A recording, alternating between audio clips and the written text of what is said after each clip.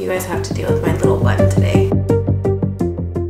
HR can be very rewarding and very entertaining at times, but it can also be pretty intimidating for people thinking about getting into it or just starting, especially if you're looking at every time social media has an HR joke or there's an HR person in a movie or a TV show. They're usually the idiot that no one likes. You could think that we're just here to be the fun sponges of the world, and sometimes we are, but it doesn't have to be that painful. These are the 3 things that I think are critical to success in HR. We're not going to get into law and regulation and policy and all that kind of stuff. We'll save that for another video. Number 1, you need to have really strong interpersonal and communication skills. There's no way around it. You need to be able to speak clearly, you need to be able to speak with empathy, and you need to be able to understand employee concerns and how to address them professionally, legally, ethically, morally. It is a dance that needs to be done whenever HR speaks. HR speaks on behalf of the organization. HR does not speak on behalf of themselves. So making that mental shift can be difficult, but it is doable. There are classes specifically dedicated to learning how to speak professionally, so I would seek them out. LinkedIn is usually my go-to because if they're not free, they're relatively cheap to do. Having strong communication and interpersonal skills also helps you with conflict resolution and really understanding what your employees are frustrated about beyond just whatever the emotion is at the time. You also have to be approachable and someone that can build trust with the employees. They have to know that if they come to you, maybe it's not always going to be confidential because HR can't promise that, but that you are going to listen to what they have to say. You are going to do what you can to resolve whatever it is that's going on. Even if it doesn't play in that employee's favor or that manager's favor, you need to know how to communicate with them so that they don't get the cold, hey, this isn't going to go your way, and off you go into the next thing. Handling communication properly and with tact and being sensitive when you need to be will save you so much workplace conflict. Number 2, you have to embrace technology. HR tech is changing so quickly. ChatGPT is revolutionizing how HR does things and how quickly we can do things. Payroll is being processed differently. The way that we communicate with employees through text, through systems is different, and it is evolving every single day. There are literally companies, and I think at this point there's hundreds of companies dedicated to just HR technology now. You have to know what those things are. You don't need to know all of them, but I would say do the research and know what the big 3, big 4 are. And if you have people in your network that are using things like ChatGPT and that are using employee engagement platforms and embracing technology, reach out to them and ask them how they feel about it. HR is so much bigger than just getting paperwork through. You need data to be able to do your job, and you need tech to be able to do it efficiently. We have to be open to embracing technology, to embracing change.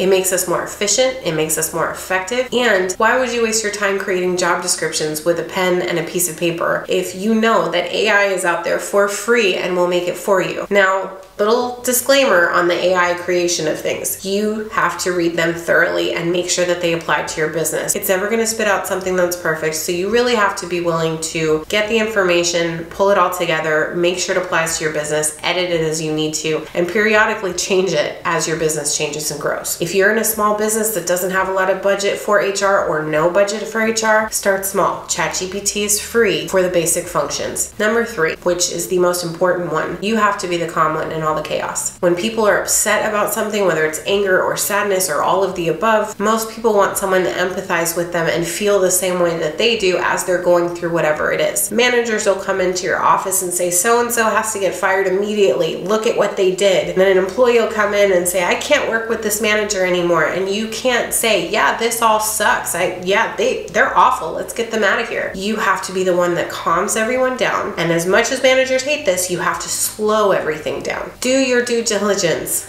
Do investigations when you need to. Take the time that you need. And for the parties involved, be honest with them. Hey, it's going to take me a little time to put everything together in a logical order so that we can make the right decision, so that we can make the best plan of action. Now, you can't take weeks and months. Sometimes you literally have hours, and maybe if you're lucky, a couple of days, but slow them down. I cannot tell you the amount of times that I've had a manager come in and tell me that an employee is the worst person and they have to be fired and they they can't deal with them anymore. And then come to find out the employee wasn't trained properly and they've been moved around a ton and they have a whole life at home that is not doing well. So we were able to train, coach, and get them on a better path, and then also teach that manager how to manage through difficult situations and how to manage their own stress. You just have to slow it down. Sometimes that means that you listen to all of the craziness that they're telling you. Sometimes it is yelling, and then say, okay, I hear you, and then let them go back to whatever they were doing and tell them you'll get back to them. If you need to have an emotion about it, have your emotion for a few minutes and then dive into what you need to do. You have to be the port in the storm. Now, a little bonus tip for that one specifically, that means that you have to have a safe space as an outlet, not at work. You need your network, you need your family. In my case, I bake and I have my network and I have my friends that I bitch to when I need to. And those are the people that I'm like, can you believe this craziness happened? They are my safe space. Those are my safe things to do for my own mental health and for my own sanity. But at work,